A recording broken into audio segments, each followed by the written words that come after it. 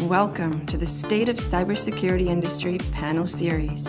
We are proud to bring together decades of cybersecurity experience from world-class experts, executives, and strategic advisors. We will explore the present and future of cybersecurity evolution, talk about compliance and regulation, best practices, emerging threats, and the impact on the IoT and OT device market.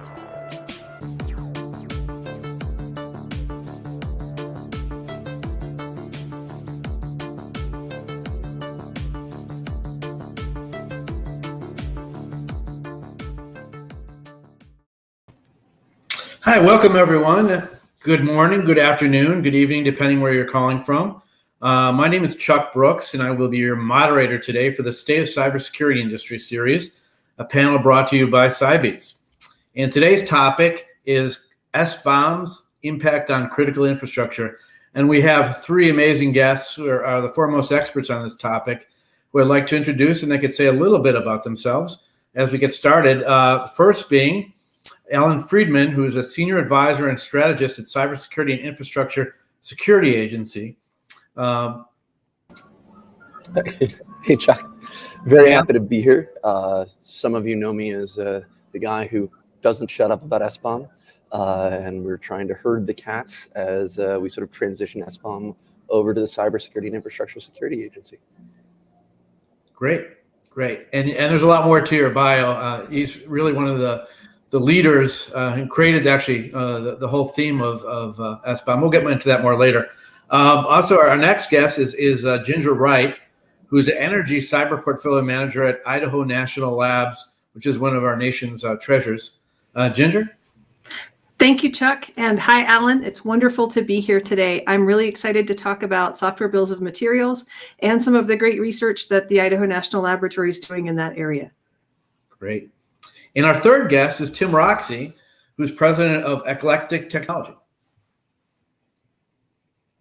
Tim? And you'll notice that I had to do the mute first. Thank you so very much for inviting me today. I look forward to the conversation on SBOM, although my background is usually in a lot of other areas to include countermeasures and threats. Great. So a quick overview of the event. Software bill of materials, also known as SBOMs, are beginning to arrive at critical infrastructure operators' doors. The promises of much more rapid responses to cybersecurity vulnerabilities and other tangible benefits are waiting in the wings to be proven or disproven. Today, we'll discuss what will be the impact of this new form of visibility and information sharing actually be. We have 5 topics we plan to discuss today, and our panelists are going to answer these questions. I'm going to first start off with something because a lot of you don't know what an SBOM is. Unless you're really deeply involved in the cybersecurity issues of the day. It's a term that basically describes effectively a nested inventory, a list of ingredients that make up software components, or more specifically, SBOM is a formal record containing the supply chain relationships of various components used in building software. And that was an NTIA definition, and our first panelist actually came out of that and it probably helped coin this definition. And I'd like to start with the panel, and I'll start with Alan first. SBOM is really moving fast. What are the obstacles to its implementation, and how do we overcome them? And what are the potentials as we accept them in the government and other industries? You know, it has been great to see it grow, see this idea grow, and see the community and the technology and even so many new innovative businesses grow around this. So first, we want to make clear, SBOM, not a new idea. I picked it up and took it from folks who've been pushing it for a while, including folks like Josh Corman and Jeff Williams, and a big community that have been advancing it. What we did at NTIA was give it a nexus where we could say we're going to actually define it, because a lot of folks had a sort of similar, people had slightly different ideas. So by creating a common space where we could define things, it allowed us to actually move forward. You sort of advance the what, the why, and the how onto implementation. The next step is really going to be to focus on scaling and operationalization. How do we actually show how this works beyond just saying we're going to have do it in a laboratory, but what are some of the challenges as you try to say, I don't want just to make this for one product, I want to make this for all my products. And I don't just want one organization to have it. We want the data to actually flow down the supply chain and be used by multiple parties. That means actually stress testing our assumptions about interoperability and scaling. And it means we're going to have to take some of the tools, especially some of the great open source tools, and say, hey, these are good, but do they scale for modern enterprise needs? And so we're going to have some fun exploring that side as well. Great. Ginger, would you like to also weigh in on this question? Sure, Chuck. I think expectations management is going to be the most critical thing for all of us to kind of hold on to as we approach the SBOM horizon. I think there are vendors who range from being excited about the potential for software bills of materials to mature their development process, but afraid of what happens when they share those with asset owners who are excited to receive this new information, but don't completely understand how to consume it or where the best place to make meaning with it will be. So arranging all of those expectations and ensuring that we're lining up the right expectations and the right tools, that's probably our next big step together. Right. So an educational process is necessary, it sounds like, for the public to understand the implications and the value of SBOM. Very much so. How to create an SBOM, how to consume an SBOM, and then how to make meaning out of what's in an SBOM. Great. Now, Tim, I'd also like to get your perspective. Well, unremarkably, probably, I'm going to go back to 1950, 1958. My father, grandfather generations, they were playing around with things called binary large objects. Some of those binary large objects were applications like moon shuttle or lunar landings and stuff. But more specifically, it led you to generalized markup. The generalized markup language was actually applied very early on in the 70s to the 90s to procurement engineering functions by using a series of tags to equate large bodies of data into a single tag. You could write a purchase order with 5 tags. And it really, really facilitated the process connection between the customer, a utility in my case, and a vendor globally. So really, really cool what you guys are doing.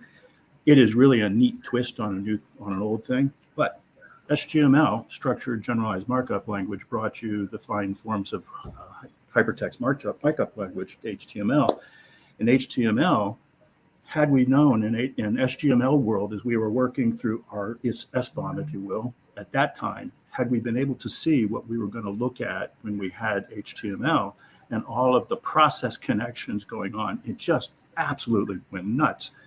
That explosion is in your future. SBOM is just a teeny part of this right now. So what you're doing is trying to get a high quality, good articulated conversation on SBOM to drive quality into the transport vehicle of information. And that transport vehicle of information, my enabling thing here to answer your question, Chuck, is you have to connect the processes on the inputs and the outputs. And to do that, sometimes you need some enabling legislation to be able to connect those dots. You need to find what works and try to regulate to the excellence, not just to the prescriptive requirement saying you must use it. Why would you must use it? You must use it for these performance outcomes. That's the kind of key piece. So as you go through the SBOM development that you're doing and the details you're discussing, bring with you Title 10 for the nuclear reactors, bring with you Section 215 for the rest of the power sector in North America, bring with you the IEC 62443 gang, because those are the regulatory frameworks that allow you to have SBOMs make relevance to both ends of that process. Great, good answer. I'd like to go to Alan from your interagency perspective in government. In addition to DHS and DoD, which have adapted the SBOM framework, do you see other standard applications in other industries and in other government agencies, particularly with critical infrastructure in SBOM? Definitely, and I think we can also tie that into sort of Tim's sort of bigger perspective. So we know that there is a lot of interest in different corners of the ecosystem. some of you are aware that actually the healthcare space has actually led the way in terms of not just talking about it, but actually saying, let's roll up our sleeves and try to implement it and iterate and test on it. Right? That gives us one of the key lessons that has been around some of the SBOM community is don't go off and spend 3 years standardizing and then see if it works, but trying to do sort of more of an agile, both technical and policy process to explore this. So we're seeing some interest in healthcare. Automotive is another space, which is, again, if you think of it from a supply chain perspective, there are very few industries that are as sophisticated as the automotive sector, but there are also relatively few sectors that are as shy about sharing that information outside. And I want to point out that, of course, energy is similar to that. We're not excited about sharing. And that's okay, right? You don't say, well, in addition to having software transparency, we need to have a complete fundamental shift in culture. Lord knows in energy there are enough needs to do fundamental shift in culture. Let's not try to emphasize this one. But what we can do is say two things. Help people learn about what's needed, right? What do we mean when we say an SBOM? What does it look like? Help them appreciate that there's a nice spectrum involved. So while, and this is getting back to Tim's point, there's a minimum SBOM model that the president has sort of called for and that NTIA published in July that says, hey, what is the minimum amount of an SBOM that we need? And by the way, if you read the executive order, one of the things, Executive Order 14028, one of the things that I love about it is it doesn't just say you need an SBOM. When it defines SBOM, it says SBOMs are good for these things. This is why we're doing this. I love that. So I think it follows Tim's advice of saying let's have it. But the other thing I want to close on is that we have a lot of things that we're going to need to work on in the overall model of transparency in our supply chain with software assurance. And SBOM is the starting point. The minimum elements really are the floor. Anything less, you just don't get the benefits. But there's a lot more that we're going to need to learn how to do, including tracking our development processes, being able to sort of show that the code has had a tract of the pedigree and provenance. And there are some folks working on that in different smaller technical niches today. So the Kubernetes community, for example, cloud native, is moving fast and hard in this space. Do we expect the people who are making the giant chunks of metal that are going to go boom if something goes wrong to sort of follow that lead? No, of course not. But we all need to sort of see this is the trajectory of where we're going to head. Great. I like your focus on the supply chain because that's really been one of the key vulnerabilities from a government cybersecurity perspective. So to know what's in your software inventory, open source, and not even open source, I think would be integral to understanding the real threats. Definitely. I think and this gets to some of the challenges of what is the data that we need to share and what doesn't have to be shared. So almost all software that's created today is dependent on open source. There's nothing inherently bad about that. I'd in fact argue that it's really been a phase shift towards better and more effective software from a quality perspective and in certain contexts, probably a security perspective. But we need to be able to track that so that folks, one, can understand when there are risks, and two, to create sort of a market pressure so that folks they're buying software or selecting software can say, are you using the latest and greatest? Are you using the freshest ingredients, or are you using stale ingredients or ingredients that have a recall? So that's one approach. But then we say, hey, who does this information have to go to? There are some folks that are out there that are saying, we're going to make SBOMs and we're going to make them public. We're going to share them with everyone, including some organizations that are in corners of the critical infrastructure. So some medical device manufacturers have said, we're going to make our SBOMs public. It's just easier for us. We share information with customers, but rather than doing the narrow channel, we're going to do that. We also need to understand ways of sharing this data that are more protected, that have access control. And I think the challenge there, one of the things that we're going to be working on here at CISA, is to sort of help create a narrow set of options so that folks can make progress in that. How do we share this data in a secure way and in a trustworthy way that doesn't involve making it public? Because we know that that's something that is probably a step too far today for many corners of the critical sector. Good. Very good points. Very insightful. Next question is for both Tim and Ginger. The critical infrastructure industry has been victim to attacks. Should SBOMs be a part of the strategic framework to secure every infrastructure asset? I know you both come out of the energy industry, which has been one of the main targets of those attacks. And it'd be interesting to hear your perspectives on how it fits in the strategic framework. So I'll start and move things to Tim. SBOMs provide a great opportunity to deepen portfolio risk management.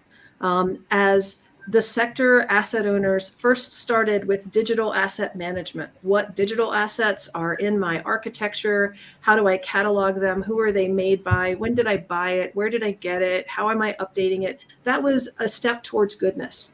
And what an SBOM or an HBOM provides that asset owner the opportunity to do is look a little deeper, look behind just the vendor's product to the components that are in it, with the potential, because every product stands within an architecture of things, they'll start to understand where they may be making collective risk investments. What if they find out, and Urgent 11 certainly pointed the way to this, as did several children of that discovery. What if they found out that there was a common component that underlaid a set of their architecture, and that a vulnerability in that component could have impacts in different parts of their production? That would be a key risk that they would want to manage. And yes, they would definitely work with each vendor, but they may want to have an asset owner level mitigation plan as well. And so this is some of the transparency that an SBOM provides for those asset owners that have the potential to, again, accept that deeper look into risk management and juggle these deeper information sources. Great. Thank you. Tim, you want to also? Well, a couple of things. Back on question 2, just to add to all the niceness that Alan put to that question, one of the things that we sometimes overlook is that if I have a completely non-trivial supply chain item, whatever, a water bottle, for instance, I don't necessarily care so much about an SBOM. SBOM can be used for that because there is software in the manufacturing process. However, it might perhaps be a little bit overkill, a shotgun for a butterfly. However, a net might be better. So first thing is, what are your risks? Annex G, Section 9, TSA identified critical, DCEI, Defense Critical Electric Infrastructure. If you're going to be applying an SBOM, there should be a reason to do it, and a reason might not be clear, might not be totally understood. You're asking people to do a lot on both sides of the equation. So there needs to be a give to get. And the give to get is, these are the most critical components. Let's start here. Let's do that piece, because we kind of sort of understand the consequence component of a DCEI if somebody else owns it. Now, to get into the critical industry down here, question 3, should they be part of strategic framework? And the answer is absolutely yes. Again, however, I would twist that answer into response to how I implement it. I can't implement it to everything. However, I can implement it to some things. Going back to this guy a long time ago, a guy named Deming, author of Quality, right? Back in the Quality Circle days, when we're just trying to get our heads around what does it mean to have a good quality quarter 20 tap screw? Well, all of that stuff that went into the paperwork, that's important. SBOMs, they're important because SBOMs allow you to answer a question associated with things that I used to have to answer because of my intuition and my experience.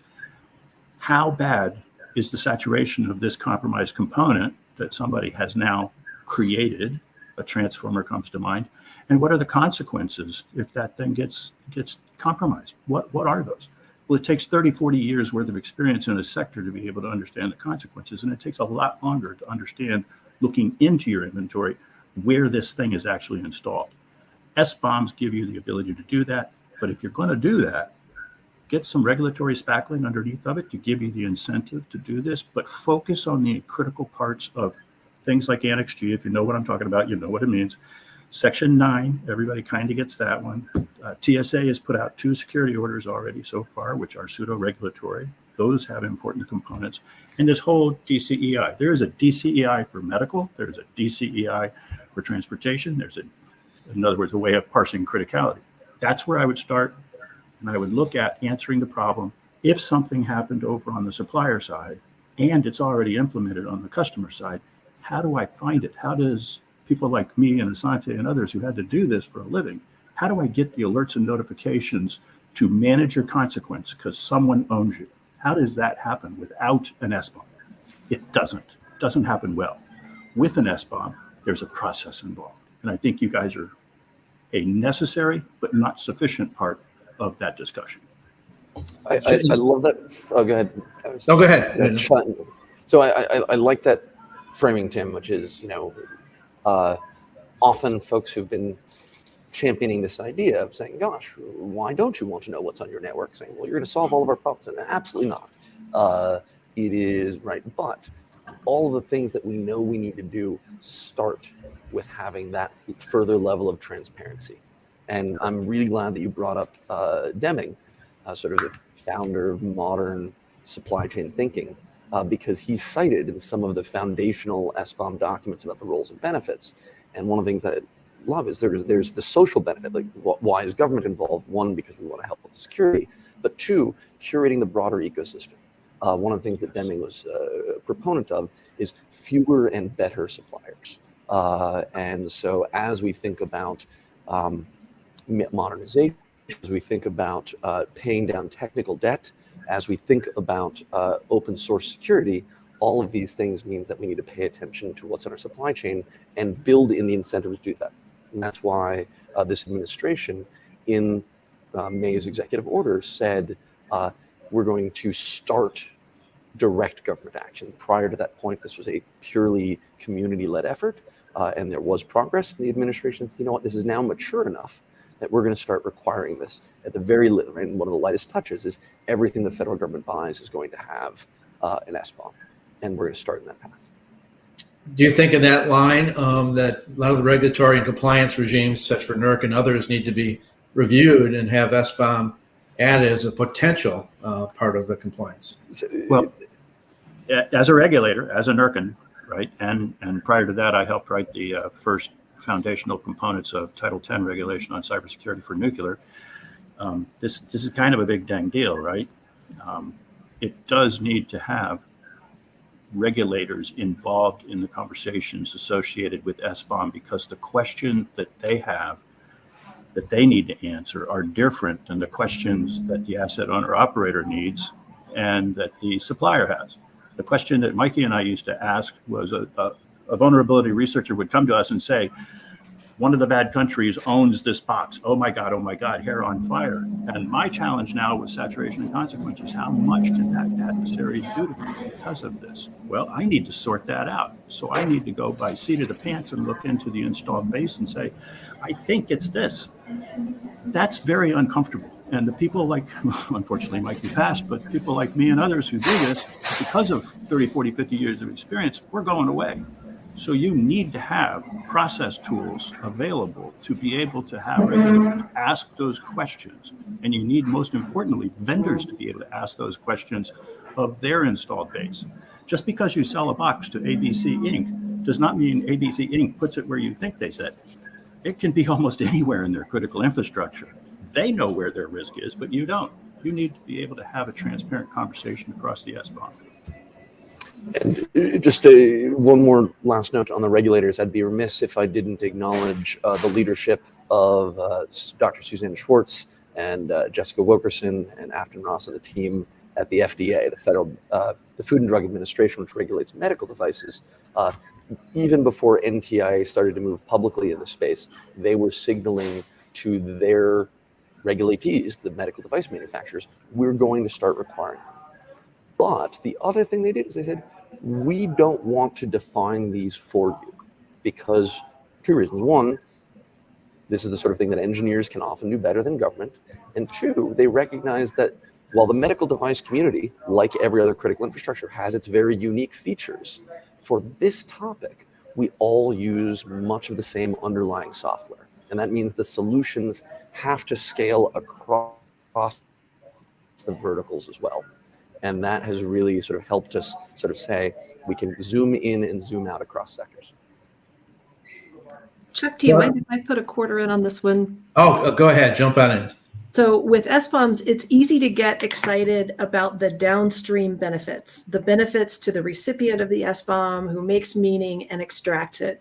But I want to take a minute and walk with you back upstream a little bit.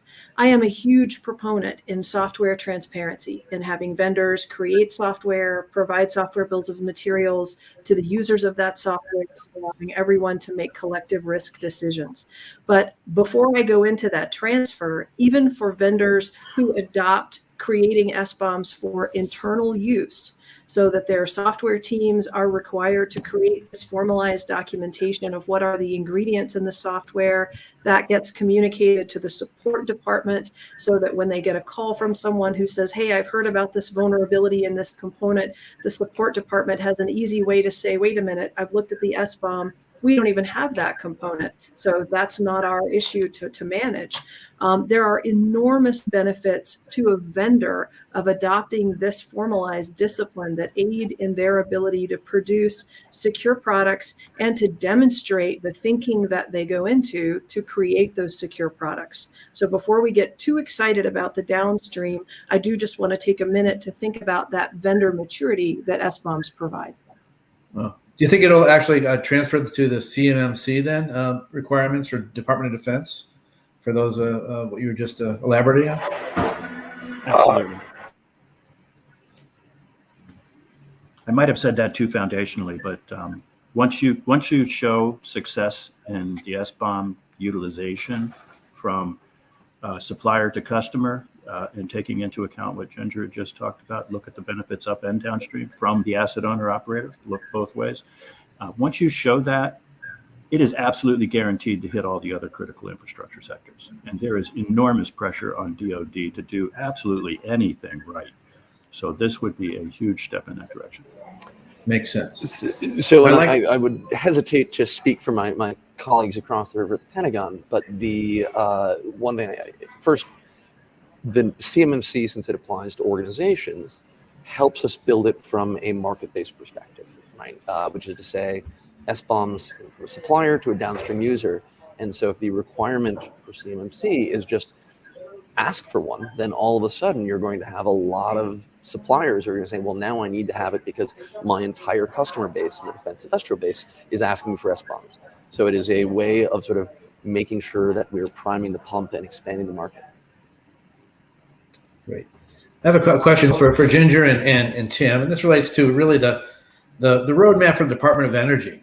I know you've both been working on it, and Department of Energy is one of the first parts of the critical infrastructure that's come under attention of executive memos, and there's a lot of issues there because we're dealing with a lot of legacy systems and antiquated equipment.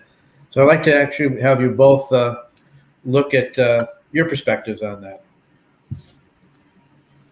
So the Department of Energy was charged quite recently by the administration to define an energy sector industrial base. And this is a giant supply chain concept. And it's analogous to what you might think of as the defense industrial base, but there are some very key differences because of the private commercial practitioners that participate in the energy sector. It's much more difficult to force supply chain guidance in these commercial areas. So SBOMs provide a way that, again, as these commercial participants seek to have benefit with each other of exchanging them, for the Department of Energy to understand how they can help to shore up necessary digital protections for the energy sector industrial base and prioritize how they provide that defense. Tim? So yeah, roadmaps have always been interesting to me for probably the last 30 years, because sometimes you just can't get from A to B as a security professional trying to do nuclear security, whatever it happens to be, by simply going to senior leadership and saying, hey, this is really damn important, let's do this. They tend not to look at the young engineer at the time with his hair on fire talking really quickly. You need something a little bit more contemplative, something a little bit more laid back. And you do that by creating roadmaps. Department of Energy, as Ginger just said, and as she knows, for each of the major programs, I noticed one question coming up on Citrix. Kind of was a father of one of those programs, or two. Actually, I'm the father of 4 or 5 of those programs. But those programs all had a roadmap, every one of the programs. So at program level, each program had a program. So CCE and others all have roadmaps. Roadmaps help you get the community gathered around. circle up the wagons, as it were. When we did this with supply chain in bulk power system, we started that conversation in a tiny little room in FERC years ago now. There were 5 of us in the room, and someone popped up with this idea. We should give you an order, and you should go out of this room right now, Timmy, and write a supply chain standard. And I'm like, I have no freaking idea how in the hell you would do that. But what they were asking me to do was to get an understanding of the provenance of all the components important to critical infrastructure in the bulk power system. Terribly difficult problems. And my reply was, well, Admiral Rogers hasn't been able to do that for the Department of Defense with all the king's horses of the NSA. How the hell do you expect a co-op or a muni out in the middle of wherever to be able to defend against that? So that started a conversation. You start with some absolutely ridiculous thing right off the cuff, and you go, I'm going to start here. And as you get more and more people involved in the conversation, things start to bubble out. We did produce a supply chain standard, and it has been modified, or it will be modified. We've written multiple executive orders, all of these geared towards facilitating the ability of an SBOM to function. Facilitating the ability of an SBOM to function. Now, normalize your roadmaps. Department of Energy has one. Department of Defense has multiple. CISA has multiple roadmaps. Every major federal agency has a roadmap. In the private sector, where I used to live for 50 years, I'm retired now, but back in the old day, we had roadmaps too. We called them business plans. And those business plans laid out our goal. Typically, if you're not going to be around in business very long, you have a 5-year business plan. If you intend to be there for a while, you have a 20-year plan or a 50-year plan. Some of our adversaries have 50 and 100-year plans. So all of that put together means that roadmaps and business plans need to become harmonized.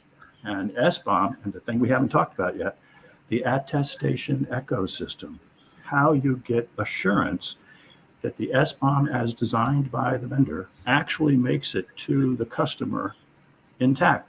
SBOM threat, we had a little conversation about that earlier. An SBOM threat is actually an integrity threat against the quality of the SBOM.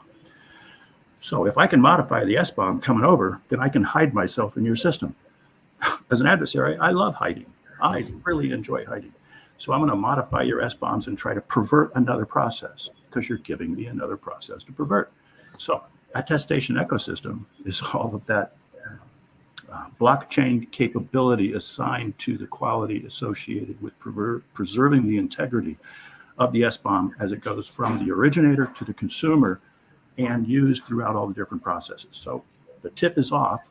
We understand there's an iceberg. There's a whole lot underground, and it's going to be a lot of fun to explore, but there's tremendous benefit. Tim, you mentioned the Citrix program. What is the Citrix program? I'll let Ginger talk Citrix. It's a pretty cool program. It's an acronym, actually. Okay. So, Cyprix stands for Cyber Testing for Resilient Industrial Control Systems. And this is a program I'm really, really proud of. So at the Idaho National Laboratory, we had many years of operating the National SCADA testbed, and Tim well remembers those days. And in those days, vendors would bring control systems to the Idaho National Laboratory and the other participating laboratories, and we would perform vulnerability analysis on those SCADA systems or industrial control systems and provide that vulnerability information back to the vendors to be mitigated and fixed. And the Department of Energy rightly saw that there were commercial entities that were coming into the market who could aid in performing that vulnerability testing. And so that program was deprecated in favor of other cyber advances. But as the importance of the supply chain for digital infrastructure began to surface anew, and the sense that it aided the Department of Energy to understand the potential for common mode vulnerabilities. And these we talked about a little bit earlier. The idea that a subcomponent in a variety of systems could manifest a vulnerability that could be exploited in ways that would be unpredictable by the vendors, by the asset owners, or by those who understand the energy sector. A common component used in an energy management system, the exploit of that component would be very different than a similar component used in a relay. And the idea for Citrix is first to perform enumeration of the hardware and software and firmware systems that are used in energy applications. And we do enumerate the integrated circuits, the firmware components, and the software subcomponents, and then to provide very similar vulnerability testing, looking for areas where it is likely that there is a security issue. We create software bills of materials and hardware bills of materials as a result of our testing and keep those in a repository so that we can start to look across the sector for those common mode vulnerabilities. We work with a number of vendors, 3 at this time: Schneider Electric, Schweitzer Engineering, and Hitachi. And they've been very forthcoming with systems for us to test and support for our testing. And as the programs have found vulnerabilities, they have been very quick to mitigate them and to share the results with asset owners in the community. So that so far has been very, very positive. That's great. Sounds like a model other agencies should follow.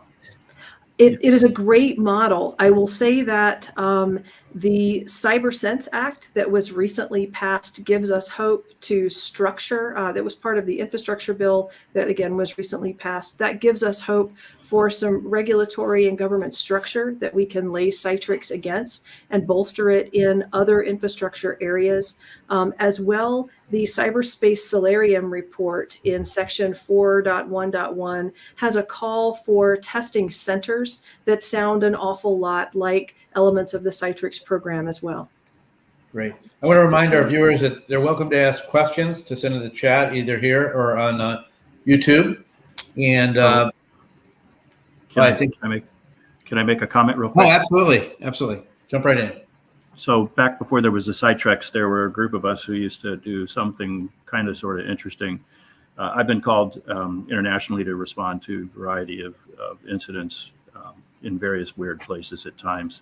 And one of the peculiar natures of what I do is to try and integrate the regional threats and try to nuance out a strategy associated with the tactics of the attack. Many times this involves me trying to put hands on boxes and bringing boxes back, because when I bring boxes back, one of the interesting things we do with the box is we tear the box apart. And I've done this on several occasions. I think someone lurking on the chat right now, my friend Chris, he helped me do one of these recently. We responded to a ransomware attack, and in all likelihood, ransomware attack is a no, never mind. You know, back up and you'll learn how to clean your systems and pay the man, or whatever your case may be, your policy-driven response, right? But for me, it's a little bit different. Ransomware can also be a cover crime. This is where Citrix comes in. It can be a cover crime because when I go and I collect the box, any box, it doesn't matter, any ransomware box, if I notice that I have 2 or 3 competing nation states in the region, all worried about really enormous multi-billion-dollar investments, all of a sudden, this tiny little company that got hacked may have another reason to be attacked. I need to understand what this box is. So I'll take the box and I will carry it home. Actually, I'll have my friend CryptoVic carry it home, and he'll carry it. He's younger than me and can carry stuff. So he'll get it home, and then we'll take it to this wonderful little place called, Johns Hopkins, I believe. And my friends there, they enjoy tearing things apart. They had some MITRE teams come in, and this factors into now what Virginia was talking about. That box, we wanted to see what the general out of the styrofoam vulnerabilities were, so we can look at that. That's Citrix. You take it out of the box, you set it up there, and you throw all the good stuff that you know against it, and you find really good detail about it. But what we did was we took the chips off the motherboard and we delitted them. And then we compared those images from the delitting to the vendor images from the manufacturing, and we looked for differences. And you're looking for a very, very subtle infiltration of the supply chain at the chip level. You can actually see this if you do SBOMs on steroids and look at the image of the software in memory, because the image of the software from a chipped box, one that has been corrupted, in memory will be different, subtly different than the image of one that the vendor had said, that's my baby. And in the SBOM world, that relationship makes sense because it's the computer image in memory where the application actually executes and where all of the handlers to the hardware live. So that's what you're trying to preserve.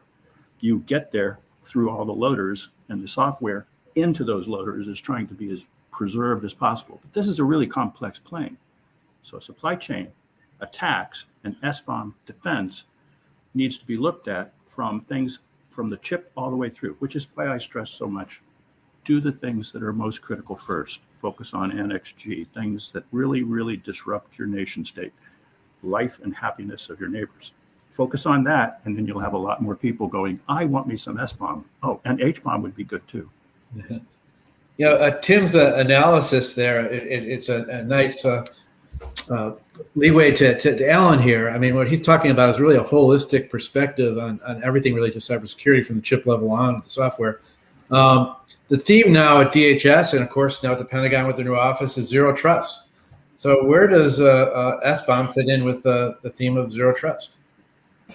So there's been some really good work linking those two concepts, which is to say the concept of zero trust starts with knowing what you have, and then negotiating the relationship between the two of them with some cryptographic protection and the ability to enforce arbitrary policy onto that. And so, right, the need to sort of say, what is this thing that is actually going to be on my network, is the foundational approach. And it sort of gets to our, Tim sort of looked at the very high side. I'm going to flip it around and say, let's look at things. One of the analogies that I like in cybersecurity is Maslow's hierarchy of needs, which is to say, I desperately want to get to a world where we have a whole bunch of cryptographically supported attestations. Right now, there are a lot of very important critical infrastructure organizations that can't do basic asset management. So first is, hey, if you don't know what's on your network, well then SBOM won't help you, right? We're going to start with that of what's the box. And then the next step is what's inside the box. And then how do I demonstrate that what's inside the box wasn't tampered? The vision that we've taken is not to build the giant omni standard, but to say, let's focus on interoperability between these different areas. So we've sort of followed a modular approach where we can say, hey, you know what, this level is now mature enough that we're going to require it in this space. This is really exciting, but we're going to let industry lead on that until we sort of work out the kinks. And that, I think, is sort of the broader policy context. Great. Now, is the industry weighing in with you from your office and your work at CISA on SBOM? Are they excited about it? Are they willing partners? It's been really exciting to see this. So one, right, the entire process has, since it started at NTIA, was open, was transparent. We had a huge range of organizations participating, from traditional IT giants to 2- and 3-person startups and everyone in between. So that's been great. And one of the interesting things to sort of look into is when the executive order came out, NTIA asked for comments, and we gave industry 2 weeks, which is a very short comment deadline. But in our defense, the president didn't give us very much time either, so we were just trying to give you as long enough a deadline as possible. You can read those comments. They're posted on the NTIA webpage, and they're fascinating because they give the diversity of experience and they show what industry thinks about it. And I would say the most popular comment is, SBOM's a fine idea, but let's be careful with the regulation. I get it. That's what a lot of people say. And by the way, the decision to regulate, that was the White House. That wasn't us. But the second most popular comment was, SBOM doesn't go nearly far enough. We need more, and we need to move faster. And I like that because that sort of shows us where the community is. You've got some people that are like begrudgingly going along. Yeah, we can implement this. But you've got some folks that really are more forward-leaning saying, we need more. And that's where we're trying to sort of balance that energy in CISA. Great. Is it expanding internationally too? Or is it mostly domestic in the US? It is. And part of that is we have industry partners around the world that have been not just participating, but leading. Some of them from their US subsidiaries, some of them from actually headquarters around the world. And there are other governments and leaders. So there are 2 different ANISA standards that explicitly call out SBOM. That's the European Network Information Security Agency, which does a number of different functions for security in the European Union. And I also want to call out our friends in Japan, who've been very active supporting this, both from JP CERT and the Ministry of Economics, Trade and Industry, of sort of saying, how can we map this for their needs in Japan? Great. We just got a question from the audience. all of you can feel free to jump in on this. In present-day cloud connection systems with distributed footprints and diffuse boundaries, how would we define the scope of SBOM? I'll let anyone else take a crack on that before I sort of chime in on some of the process stuff. This is almost kind of abnormally interesting to me, kind of tweaks me, because I have questions that drive to which CPU is it being executed on. Am I using the cloud as a repository that I build an application in memory on the machine of interest where my application is running and the data is resident in cloud as well? So that's different, because now I can have a compromised memory image up in the cloud, or I can have a compromised memory image down here, and the SBOM is only going to be as pure as the images that were given to the cloud or my machine. So kind of an interesting parsing of how that works. I don't know where that amorphous kind of boundary of an SBOM is. Is it the application that's resident, that's executing, or is it the printed copy of the source code? Somewhere between the two is where an SBOM would live. And the value proposition to the processes that I discussed earlier on threat components, et cetera, that value proposition depends very heavily on whether it's the source code listing or if it's the memory resident executable. And Tim, to sort of, that problem I think is actually pretty well solved, which is an SBOM describes software as built. So you can go, and there's some value for thinking about it as source, but if we're talking about live compute, then there's clear value to say this is as built. And one common complaint that we see is, well, my modern application, I rebuild it once an hour. And that's fine, because you know what computers are good at? Is managing data. So you have a new build, you have a new SBOM, and we'll figure out where to put it. Right? Storage is cheap. One of the challenges that we think about this is, and what some openers we don't have, is getting to your point. If the goal of data is to drive intelligence, the goal of the intelligence is to drive action, what are these sets of actions that we want the customer of the cloud application or infrastructure to sort of do? And that is incredibly relevant in critical infrastructure, right? What are the risk steps that I need to take? If it's on-prem software, or if it's a device, there are clear actions that I can take based on my knowledge of the software. If it's all on my suppliers, or if it's all on a cloud provider's infrastructure, it's not clear. I think there are some, but we need to be more explicit about that. And then we have the idea of scoping. And this was the great question that Raj asked, which is, hey, is it just the application? Or maybe it's the rest of the things in my container?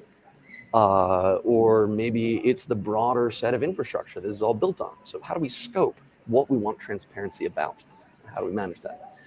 But the last thing I'll close on is there's some good news here, which is by and large, most of the organizations in critical infrastructure that are rolling out cloud solutions, whether it's healthcare or energy or automotive, their cloud solutions tend to be a lot more modern. They're built with modern tools, and that means it's much easier to start to generate SBOM data and consume SBOM data rather than trying to shoehorn it into a legacy approach. So that's one of the benefits we have for thinking about this for cloud.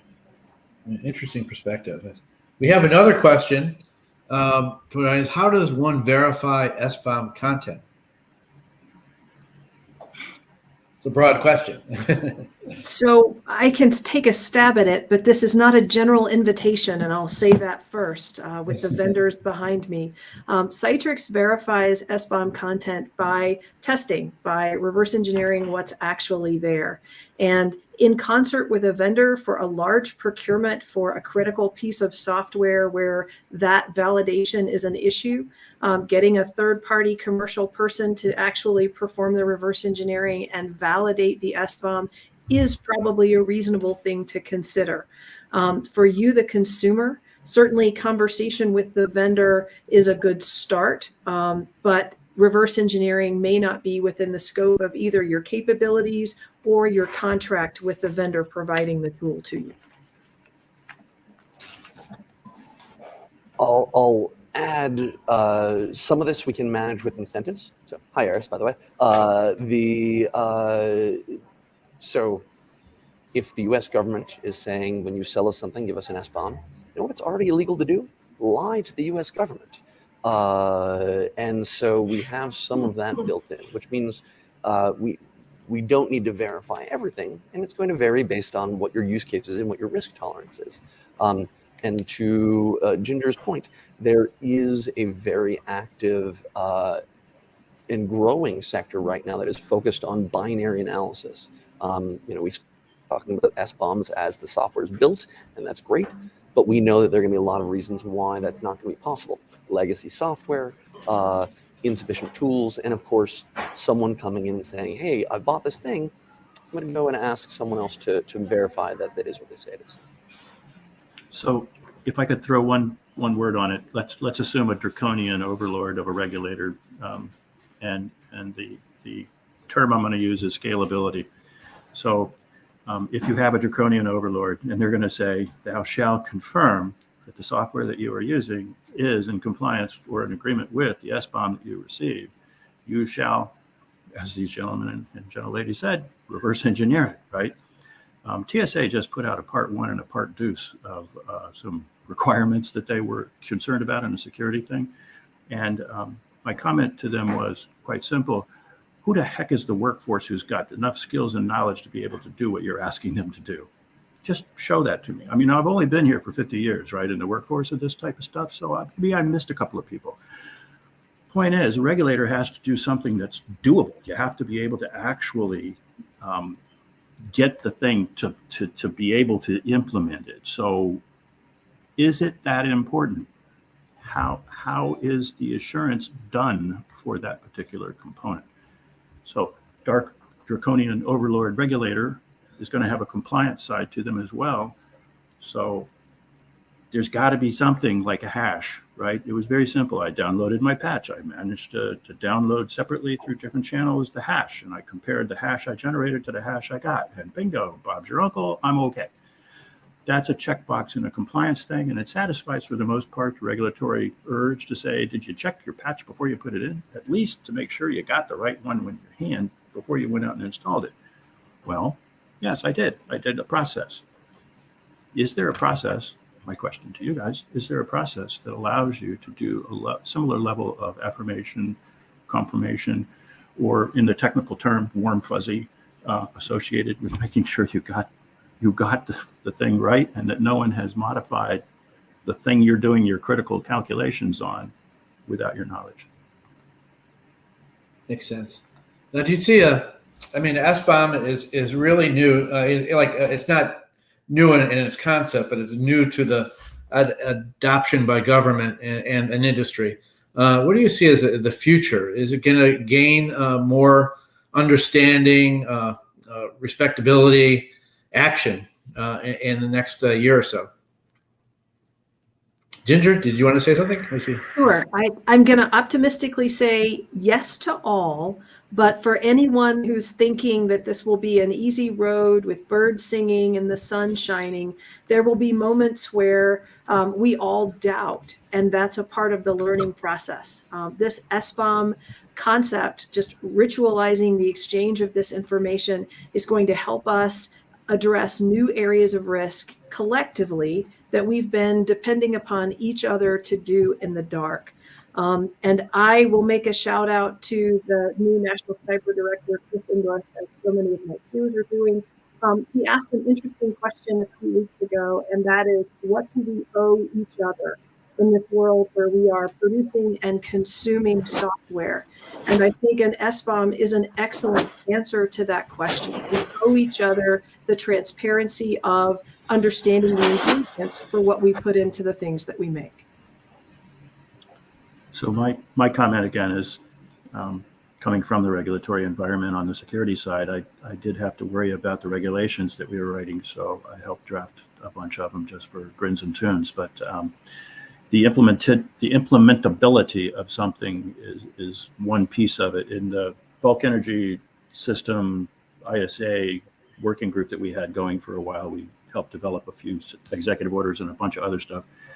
Part of one of the pieces that we had was the identification of an acquisition resource portal, where there would be an exchange between an asset owner operator and a supplier in a regulatory, pseudo-regulatory environment. So certain requirements of regulation would be identified for the transaction of acquisition. So software bill of materials would be punted into the portal, and the requirements documents, purchase order from the asset owner operator would be put into it. They would be blended together. The checkbox of all the various compliance components that were necessary for regulatory compliance would be highlighted so that those items would be identified. And that would be wrapped in a blockchain wrapper so that it could be transferred. All of the electronic components could be transferred from the supplier to the asset owner operator. Folks like me in an ISAC function where I do threats and countermeasures, I would be able to look at where the installed part was. So it answers my itch for saturation and consequences. It answers a certain level of itch for the regulation. Don't do too much, just do a little bit to enable. Don't do so much that you cripple. And it gives you this framework where you're going to be working over time to mature software bill of material, hardware bill of material, et cetera, as it flows from one side of the consumer function to the other side of the consumer function. So I didn't hear the acquisition resource portal function there, but it does give you that capability to put some of these questions into that environment and resolve them in a documented fashion. And I just very quickly chime in on that. I think there are a couple of other solutions that are out there, and that's one of the things we're going to be prioritizing is sort of saying how do we move this data around? Tim's exactly right. We need that. One last point I will say, and sort of the what does the future hold, is 2 or 3 years from now, I think fewer of us will be talking about SBOM as a unique thing. Right? We will have failed if we don't just start listing this as part of how we think about security. It can't just stay sui generis. Good point. I think SBOM is here to stay. I think it'll grow in understanding, and I think podcasts such as this bring the understanding to the people out there, and I think we need to do more of that. And I wanted to thank all of you. It was an illuminating discussion, and I'll ask you if there's any final comments. We have a couple minutes left that you would like to make from the three of you. So I'm going to do a quick plug for the CISA SBOM-arama, which is going to sort of launch the CISA community-led effort to sort of understand what are the remaining obstacles that we as a community should be tackling, and sort of building on the past work at NTIA. That'll be December 15th and 16th. If you haven't gotten some information about it in your inbox, please get in touch with me on LinkedIn or Twitter or find my email. We'd love to have your participation to help make this a better effort. Sounds like a great event. I'll follow on to that and plug the energy sector SBOM proof of concept. The Department of Energy co-invested with NTIA and CISA in holding a year-long discussion for energy sector asset owners, vendors, and third-party providers about software bills of materials. There's a lot of good information there for those who want to know more, including a number of what we called cooking classes. So if you've never thought about cooking up an SBOM and you'd like to try, there is a resource on inl.gov SBOM, and that can lead you to the catalog of all of the sessions that we recorded. Excellent. Another great event. It's great to see government leading the way. Tim, any final comments? Well, I guess I have to do a plug for something here. So I plug retirement. It's a noble aspiration, but you typically fail at it terribly. I mean, Stockton and I have been working like dogs for a while. An interesting question here from Brian, my friend over there. Isn't a formal inventory of software components approved for Kicker? Well overdue. Yeah, absolutely. That's why I stress so hard. Annex G. First, figure out what the C in Kicker is. Once you figure out what the C in Kicker is, protect it like it's your daughter. Protect it like it means your life, because it means absolute life to 335 million humans living on some part of our critical infrastructure in North America. So to everybody's point, when SBOM becomes ubiquitous, it becomes part of our processes, peoples, and technology, it's going to be great. To get there, we're going to kill a lot of cells between here and there, but it's going to be all good when we get to it. So thank you very much for inviting me. Sure. Thank you again. Great panel. And my name is Chuck Brooks, and thanks to Cybeats, our sponsor for this State of the Cybersecurity Industry panel. And we look forward to seeing you again, and follow us on YouTube too. And thanks again, everybody. And read about SBOMs, get involved about SBOMs, and that is the next step for everybody, I think. Thanks again.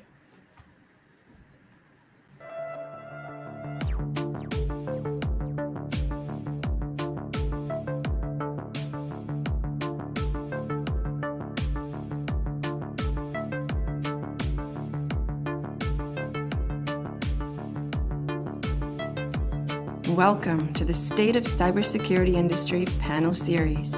We are proud to bring together decades of cybersecurity experience from world-class experts, executives, and strategic advisors. We will explore the present and future of cybersecurity evolution, talk about compliance and